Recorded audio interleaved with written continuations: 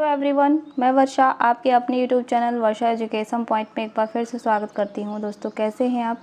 आशा करती हूं स्वस्थ होंगे, अच्छे होंगे, आपकी स्टडी अच्छी चल रही होगी। तो दोस्तों, आज की क्लास में हम लोग पढ़ने वाले हैं महत्वपूर्ण प्रश्नावली। ठीक है, इससे संबंधित हम लोग की लगभग 46 क्लासेस हो चुकी हैं। आज 47वां क्लास हम लोग देख रहे हैं। आई होप आप लोग को जितनी भी प्रश्नोत्तरी मैं करा रही हूँ वो काफ़ी ज़्यादा आपके रिवीजन में और आपके एग्ज़ाम के पॉइंट ऑफ व्यू से बहुत ही हेल्पफुल हो रहा होगा। ठीक है, तो आज का जो है पहला क्वेश्चन है कि निम्नलिखित ग्रंथों को उनके रचयिताओं के साथ सुमेलित कीजिए। ठीक है, तो ये जो है पाश्चात्य काव्यशास्त्री हैं, तो उनके कुछ महत्वपूर्ण ग्रंथ हैं, तो देखते हैं हम लोग। और ये जितने ग्रंथ दिए हुए हैं चार के चारों बहुत ही इम्पोर्टेंट है। पहला है ग्रंथ पेरी इप्सुस। ठीक है, ये ग्रंथ किसका है? ये ग्रंथ है लोंजाइनस का है। फिर है अगला द सीक्रेट वुड। ये किसका ग्रंथ है? यह है टी.एस. एलियट का। और तीसरा है पोएटिक्स, यह है अरस्तू जी का। चौथा है बायोग्राफी लिटरेरिया, यह है कॉलरेज का। ठीक है ना, तो ये चारों ग्रंथ बहुत ही महत्वपूर्ण है। पाश्चात्य काव्यशास्त्र में काफ़ी ज़्यादा पूछे जाते हैं। Biography Literaria, poetics, the secret would और पेरी इप्सुस। ठीक है, और लास्ट ये रचनाकार हैं विलियम वर्ड्सवर्थ। इनकी महत्वपूर्ण ग्रंथ हैं, उसको भी आप लोग देखते चलिए। ग्रंथ है कि लिरिकल बैलेड्स। ठीक है, लिरिकल बैलेड्स ये किसका है? वर्ड्सवर्थ जी का है। क्लियर। अगला प्रश्न है कि अलंकार सिद्धांत के प्रवर्तक आचार्य थे। सिद्धांत है या संप्रदाय की बात है, तो देखते हैं हम लोग। अलंकार सिद्धांत के प्रवर्तक आचार्य दंडी थे, पहला ऑप्शन। दूसरा है आचार्य भामा, तीसरा उद्भट और चौथा है राजशेखर। तो अलंकार सिद्धांत के प्रवर्तक आचार्य जो है आचार्य भामा जी हैं। भामा जी का जो है ग्रंथ है, क्या है भामा जी का ग्रंथ? काव्यालंकार, है ना, काव्यालंकार ये जो है भामा का ग्रंथ है। फिर अगला जो है प्रश्न है कि किसने अनुकरण को काव्य की आत्मा कहा है? किसने अनुकरण को काव्य की आत्मा कहा है? तो पहला ऑप्शन है डॉक्टर ग्रियर्सन, दूसरा है डॉक्टर नामवर सिंह, तीसरा है अरस्तु, चौथा ऑप्शन है डॉक्टर नगेन। तो अरस्तु ने अनुकरण को काव्य की आत्मा कहा है। तो हम लोग को पाश्चात्य काव्यशास्त्र में अरस्तु के 3 सिद्धांत पढ़ने हैं। एक तो अनुकरण का सिद्धांत है, फिर दूसरा है त्रासदी का सिद्धांत पढ़ना है अलग से, फिर है तीसरा विरेचन। ठीक है ना, कैथारसिस भी बोलते हैं, विरेचन का सिद्धांत। ये तीनों सिद्धांत किसके हैं? अरस्तु के हैं, जो कि तीनों हमें पढ़ना होता है। तो ठीक है, इसमें प्रश्न है कि किसने अनुकरण को काव्य की आत्मा कहा है? तो किसने कहा है? अरस्तु ने। ठीक है, तो इन्हीं का ही है, तो यही बोलेंगे। और बाकी जो है अगर प्रश्न इस तरीके से भी पूछे कि अनुकरण विरेचन सिद्धांत के प्रवर्तक कौन है, तो भी आपको बताना है अरस्तु हैं। ठीक है ना। अगला प्रश्न है कि विरेचन, देखिए आप भी क्या, विरेचन सिद्धांत का प्रतिपादन किसने किया है? तो विरेचन सिद्धांत का प्रतिपादन किसने किया है? पहला ऑप्शन है अफलातून, दूसरा है I.A. रिचर्ड्स और तीसरा है ऑप्शन लोंजाइनस, चौथा ऑप्शन है अरस्तु। तो इसका जो है सही आंसर हो जाएगा अरस्तु। जैसे कि मैंने अभी पहले बताया कि जो है विरेचन के लिए कैथारसिस शब्द भी प्रयुक्त करते हैं, और विरेचन सिद्धांत हुआ, त्रासदी हुआ, अनुकरण हुआ, ये सब जो है अरस्तु के सिद्धांत हैं। फिर अगला जो है प्रश्न है कि वक्रोक्ति संप्रदाय का उद्भव किस संप्रदाय के विरोध में हुआ था? वक्रोक्ति संप्रदाय का जो है प्रवर्तक कौन है? आचार्य कुंतक। ठीक, वक्रोक्ति संप्रदाय के प्रवर्तक कौन है? आचार्य कुंतक। तो देखते हैं इसके विरोध में जो है किस संप्रदाय के विरोध में इस अर्थात वक्रोक्ति संप्रदाय का उद्भव हुआ है। पहला ऑप्शन है ध्वनि संप्रदाय, दूसरा है रस संप्रदाय, तीसरा अलंकार संप्रदाय, चौथा है साधारणीकरण संप्रदाय। तो इसका जो है करेक्ट आंसर हो जाएगा ध्वनि संप्रदाय। ठीक है ना, ध्वनि संप्रदाय के विरोध में वक्रोक्ति संप्रदाय का उद्भव हुआ। और ध्वनि संप्रदाय के जो है प्रवर्तक की बात करें तो आनंद वर्धन जी हैं। कौन है? आनंद वर्धन। और इनकी रचना है ध्वन्यावलोक। जैसे कि आप लोगों ने, मैंने कमेंट बॉक्स में आप लोग को आंसर बताने के लिए कहा था कि ध्वन्यावलोक लोचन ग्रंथ के रचनाकार कौन है, तो आप लोगों ने बताया अभिनवगुप्त, बिल्कुल सही है। और अगर सिर्फ ध्वन्यावलोक आए तो किसका है? वह है आनंद वर्धन का। इसीलिए मैंने जो है पूछा भी था कि अगर कन्फ्यूजन हो होगा आप लोग को तो जो है देख के आप लोग का जो है रिवीजन हो जाएगा। बाकी जो लोग को पता होगा वो लोग तो कमेंट बॉक्स में एकदम बिल्कुल सही आंसर जो है दिए थे, अभिनवगुप्त। अगला प्रश्न है कि निम्न में कौन सा सही सुमेलित नहीं है? ठीक है, तो देखते हैं। किन्नर देश में, ये इस साइड जितनी भी रचनाएं दी हुई हैं, किन्नर देश में देश विदेश, पैरों में पंख बांध कर, सागर की लहरों पर, ये सब जो है यात्रा जो साहित्य है या उसमें यात्रा वृत्तांत जितने भी हैं वो सब हैं। ये सब देख के ही आपको स्पष्ट हो जा रहा होगा कि किस विधा की है। यात्रा जो है वृत्तांत का है यह सब। सागर की लहरों पर, पैरों में पंख बांधकर, देश विदेश और किन्नर देश में, चारों बहुत ही इंपॉर्टेंट है। तो इसमें पहचानना है कि कौन सा सुमेलित नहीं है।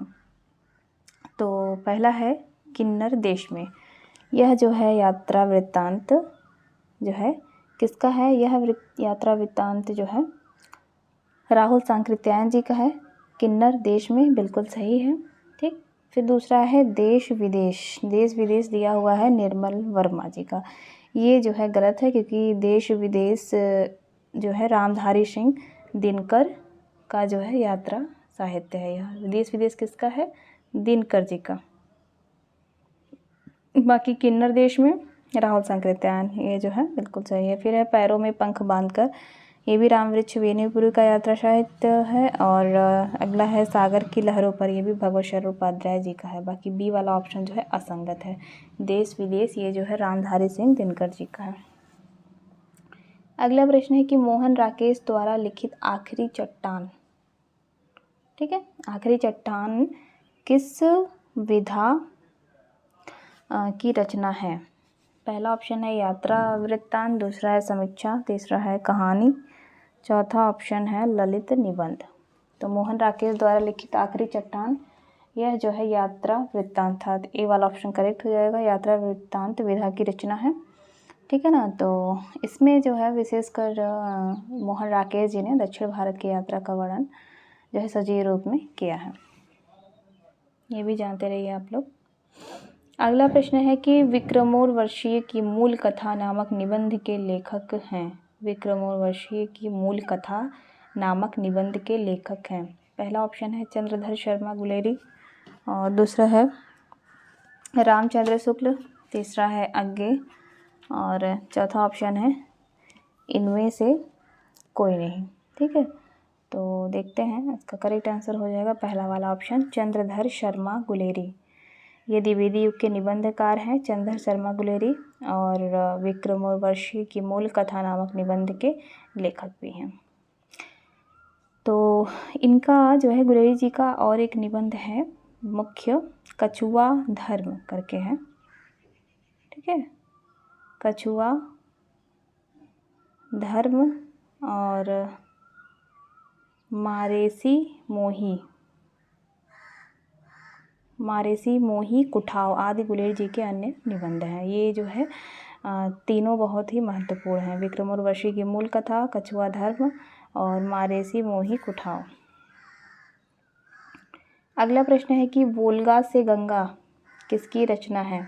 वोल्गा से गंगा किसकी रचना है? तो पहला वाला ऑप्शन है श्याम सुंदर दास, दूसरा है सरदार पूर्ण सिंह, और तीसरा ऑप्शन है राहुल सांकृत्यायन, चौथा ऑप्शन है डॉक्टर नगेंद्र।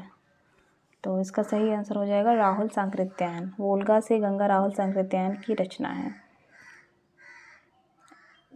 अगला प्रश्न है कि हरि बिंदी किस साहित्यकार की कहानी है?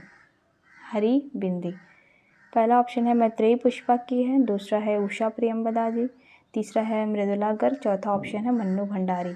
तो हरिबिंदी मृदुला गर्ग की कहानी है। सी वाला ऑप्शन जो है करेक्ट हो जाएगा। और मृदुला गर्ग की अन्य महत्वपूर्ण कहानी की बात करें, जैसे कितनी कैदें,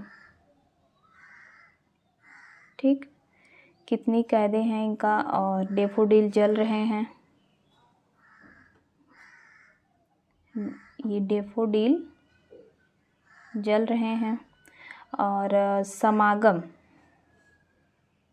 समागम, ये जो चारों हैं, जो ये तीन मैंने बताया और ये हरिबिंदी, तीनों जो है मृदुला गर्ग की बहुत ही महत्वपूर्ण कहानी है। एक तो हरिबिंदी है ही, फिर कितनी कैदें हैं, फिर है डेफोडिल जल रहे हैं, फिर है समागम। क्लियर। अगला प्रश्न है कि प्रयोगवाद की सबसे बड़ी विशेषता है। प्रयोगवाद की सबसे बड़ी विशेषता क्या है? दर्शन से मुक्ति, और है दूसरा ऑप्शन की अनगढ़ता की प्रतिष्ठा, तीसरा ऑप्शन है अभिव्यंजना पर बल, चौथा ऑप्शन है काव्य की गतिशीलता। तो इसका करेक्ट आंसर हो जाएगा दर्शन से मुक्ति प्रयोगवाद की सबसे बड़ी विशेषता है। ठीक है ना। और प्रयोगवाद का जो है आरंभ कब से माना जाता है? 1943 ईस्वी में प्रकाशित तार सप्तक, तार सप्तक, ठीक है, से जो है माना जाता है। इसके संपादक कौन है? इसके संपादक भी जानिए आप, अज्ञेय जी हैं। अगला प्रश्न है कि निम्न विकल्पों में से कौन सा विकल्प एक रचनाकार रचना की दृष्टि से गलत है? तो देखते हैं हम लोग। पहली रचना है नागार्जुन की जो है युगधारा, बिल्कुल सही है यह जो है नागार्जुन जी की ही है। दूसरा है शिवमंगल सिंह सुमन, शिवमंगल सिंह सुमन जी की रचना दिया है वीणा, वीणा, यह बिल्कुल गलत है। यह है पंत जी का, सुमित्रा नंदन पंत की है वीणा, जिसका प्रकाशन वर्ष है 1927। फिर अगला है त्रिलोचन, त्रिलोचन जी की रचना है धरती, बिल्कुल सही, इसका प्रकाशन वर्ष 1945। फिर अगला है केदारनाथ अग्रवाल जी की युग की गंगा, जो कि 1947। ठीक है ना। तो ये तो रहा जो है कौन सा वाला ऑप्शन जो है इनकरेक्ट हो जाएगा, बी वाला। बाकी जो है करेक्ट है सारे।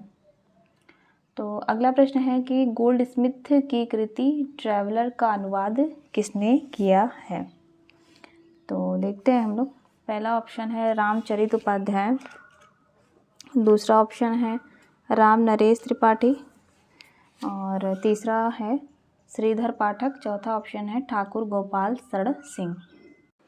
तो इसका करेक्ट आंसर हो जाएगा श्रीधर पाठक। गोल्ड स्मिथ की कृति ट्रैवलर का हिंदी अनुवाद जो है इन्होंने श्रांत पथिक, ठीक है, जो कि 1904 ईस्वी है इसका समय, श्रांत पथिक नाम से खड़ी बोली में श्रीधर पाठक जी ने किया है। और वैसे तो श्रीधर पाठक जी ने काफ़ी सारी रचनाओं का जो है अनुवाद किया है, उनकी मूल रचना से लेकर, जैसे कि उनकी अनुदित रचना है ट्रैवलर की जो है श्रांत पथिक, और उजड़ ग्राम का जो है मूल रचना है डेजर्टेड विलेज, एकांतवासी योगी की है मूल रचना हरमिट, ऋतु संहार। ठीक है, तो ये सब जो है श्रीधर पाठक द्वारा अनुदित काव्य ग्रंथ हैं।